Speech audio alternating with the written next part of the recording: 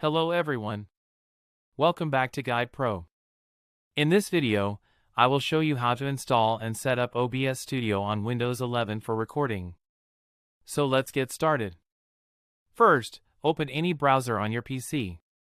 Now search for OBS Studio. Open the official website. Make sure you download it from the official site only. Now select Windows and start the download. Once the file is downloaded, open your Downloads folder and run the setup file. Click Next. Click Next again and then click Install. Wait for the installation to complete. Now make sure Launch OBS is selected and click Finish. When OBS opens, it will ask you how you want to use it. If you want to record videos, select Optimize for recording. If you want to stream, you can select Streaming instead. Click Next and keep the default settings. Then click Apply Settings.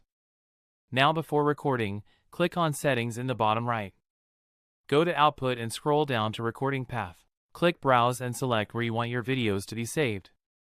Also make sure the recording format is set to MP4. Now go to the Video section. Set base canvas resolution to 1920 by 1080. Set output resolution to 1920 by 1080 as well.